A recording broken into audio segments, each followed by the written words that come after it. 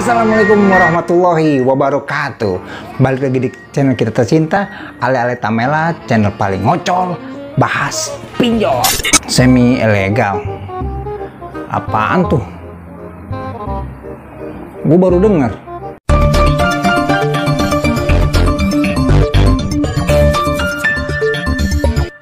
Oke, terima kasih yang udah balik lagi di channel ini. Perkenalkan, gua Ale Tamela, dan yang baru gabung, selamat gabung. Ini channelnya bahas pinjol ya.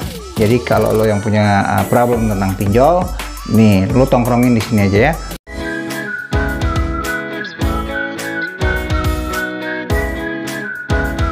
Belakangan banyak banget pertanyaan yang sampai ke grup Telegram gua atau mungkin japri ke nomor WhatsApp gua mengenai kata-kata semi ilegal. Bertanya, bang, ini aplikasinya legal apa semi ilegal? Gue tahu sih yang ada hanya legal dan ilegal. Nah, fenomena ini banyak banget yang ditanyain ya. Nah, ini gue pengen ke kupas mengenai kata-kata semi ilegal ini ya. Sebenarnya ada nggak sih?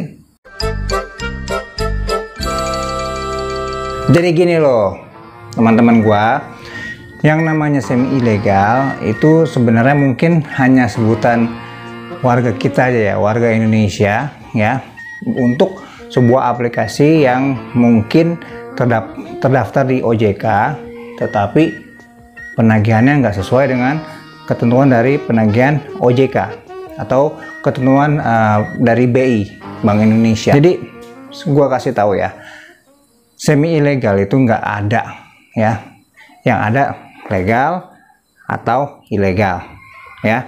Yang legal udah pasti yang terdaftar di OJK dan AFPI ya. Sedangkan kalau yang ilegal itu tidak ada nama aplikasinya di daftarnya OJK yang dirilis OJK tiap bulan ya, dan tidak termasuk anggota AFPI.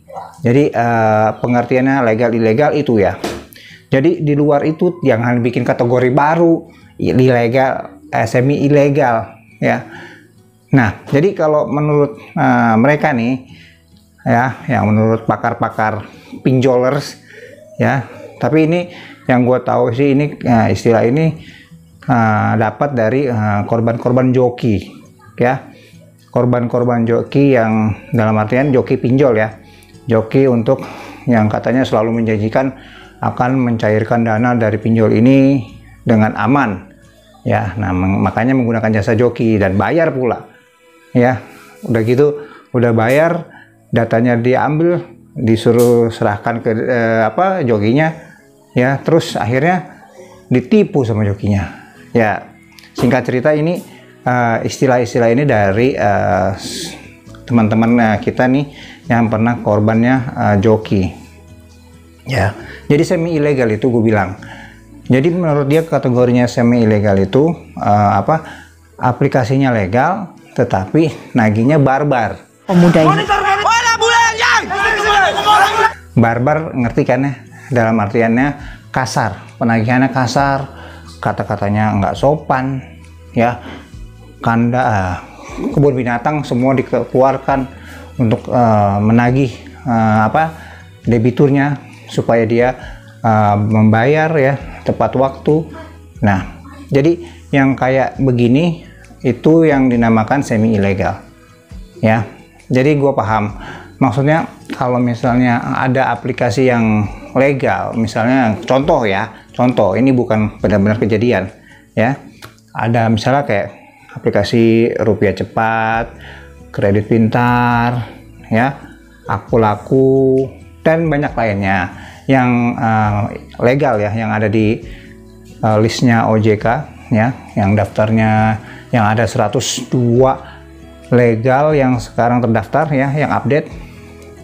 Jadi kalau aplikasi-aplikasi yang ada di list OJK itu, kalau emang dia nagihnya secara barbar, kalau keluar dari koridor penagihan yang seharusnya, yang standarnya ya, nah itu yang dinamakan di luar sana atau korban-korban joki tersebut menamakan itu semi ilegal ya.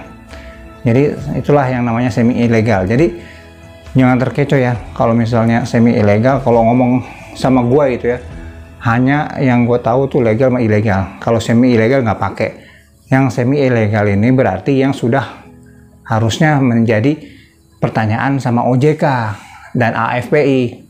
Kok masih ada izinnya, belum dicabut juga ya, karena udah banyak bukti ya, pengaduan-pengaduan tata cara penagihannya nggak benar, nggak sesuai dengan SOP yang dari BI keluarkan atau tentukan dari OJK sendiri ya. Sebenarnya ini mau dikemanain aplikasi yang kayak gini? Apa benar? Kan pasti jawaban OJK, oh itu tidak sesuai dengan aturan kami ya, pasti begitu jawabannya ya. Nah, jadi jangan keluarkan kategori-kategori baru lah yang untuk pinjol-pinjol ini ya. Jadi kalau emang kategorinya ada dua, ya udah pakai itu aja, legal, ilegal. Yang legal kalau macam-macam akan dicabut izinnya sama OJK dan AFPI ya. Nah, ilegal kalau macam-macam ya, nah dia nggak akan ada yang ditakutkan ya, kecuali penggerebekan atau tidak dikembalikan biayanya, dananya ya. Jadi ilegal udah gue bilang jangan dibayar ya, jangan dibayar. Kata siapa? Kata Bang Ale gitu. Jadi udah paham ya lu semua kalau mengenai semi ilegal. Jadi itu nggak pernah ada. Jadi satu visiin aja. Kalau kita hanya kenal dua itu, legal dan ilegal. Yang legal itu ada punya aturannya dari segala perjanjian pinjam uangnya sampai penagihannya ya. Kalau yang ilegal hanya pura-pura resmi ya, supaya bisa menggait nasabahnya atau calon debiturnya yang nantinya akan diteror dikata-katain ya, dan dimintain duitnya segede-gedenya dengan bunganya ya. Ilegal itu dimusnahkan harusnya ya, nggak usah dibayar. Nah, sampai di sini paham kan ya? Jadi nggak ada semi ilegal ya, yang legal ya legal, yang ilegal ya ilegal. Jadi jangan membuat atau mewarnai kategori-kategori baru ya di pinjol-pinjol ini ya. Kalau nanya ke gua untuk seperti itu semi ilegal, gue nggak ngerti ya. Jadi dipahamin bahwa yang memang legal rasa ilegal ini ya memang lu harusnya aduin aja ke OJK.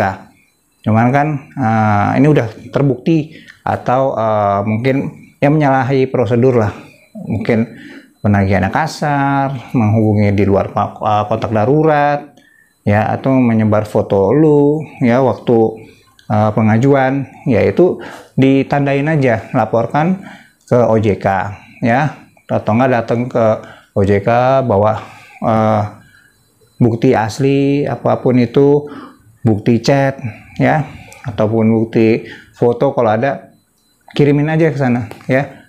Pak, saya mau lapor nih, saya ada dari aplikasi ini melakukan teror kepada saya ya, yang tidak sesuai dengan aturan dari OJK atau BI ya. Sama ke AFPI juga datengin aja.